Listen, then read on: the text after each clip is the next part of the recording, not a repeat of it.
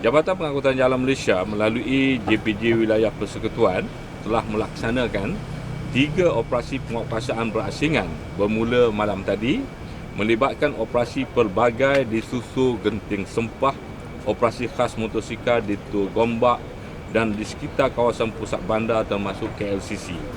Operasi ini melibatkan unit Falcon, JPJ Ibu Pejabat dan juga unit Falcon JPJ KL, yang mana operasi pada malam ini diketuai sendiri oleh Tuan Hamidi, pengarah JPJ KL.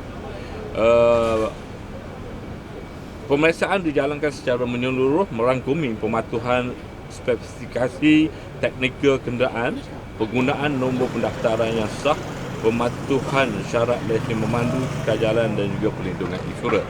Bagi operasi ini, tumpuan penguatkuasaan diberikan terhadap penunggang motosikal yang melakukan pengubahsuaian secara ekstrim, termasuk golongan remaja bawah umur yang dikesan melakukan pelbagai aksi berbahaya seperti Superman, wheelie, tunggangan zigzag dan perlumbaan haram, khususnya pada waktu malam.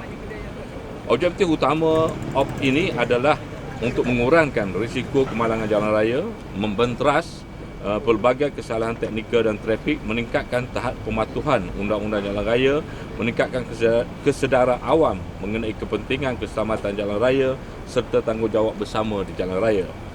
Statistik keseluruhan op pelbagai pada malam ini, sebanyak 3,244 kenderaan telah diperiksa, di mana 811 kesalahan telah dikesan dan 811 notis saman dikeluarkan.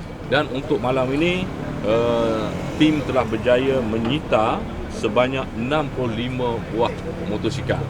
Dan untuk keseluruhan motosikal yang telah ditahan oleh unit Falcon, dibantu oleh unit Falcon JPJKL dan juga Ibu Pejabat, untuk tahun 2025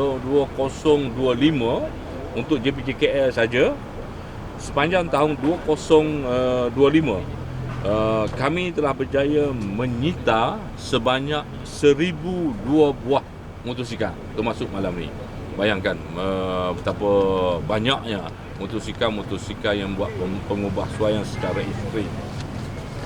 Okey, JPJ kekal komited dalam memastikan keselamatan semua pengguna jalan raya sentiasa terpelihara. Pelaksanaan operasi penguatkuasaan secara berterusan dan berfokus ini mencerminkan jabatan dalam menangani pelbagai bentuk kesalahan yang berpotensi mengundang risiko kemalangan. Operasi seumpama ini akan diteruskan secara berkala sebagai langkah pencegahan dan penguatkuasaan bagi membentuk budaya pemanduan dan penunggangan yang lebih berdisiplin serta bertanggungjawab.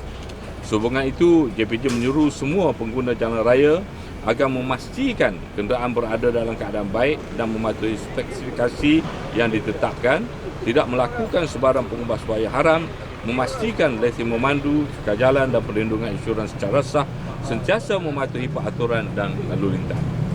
Selain penguatkuasaan, turut dilaksanakan sesi penerangan kepada pengguna jalan raya yang dikenakan tindakan berhubung kepentingan pematuhan undang-undang serta spesifikasi teknikal kenderaan dan implikasinya terhadap keselamatan jalan raya. Dalam hal ini, JPJ berharap pelaksanaan operasi penguatkuasaan ini dapat memberikan impak positif dalam meningkatkan tahap pematuhan undang-undang jalan raya serta menyumbang kepada usaha menyelamatkan nyawa pengguna jalan raya. Usaha penguatkuasaan akan terus diperkasakan bagi memastikan keselamatan jalan raya sentiasa terjamin.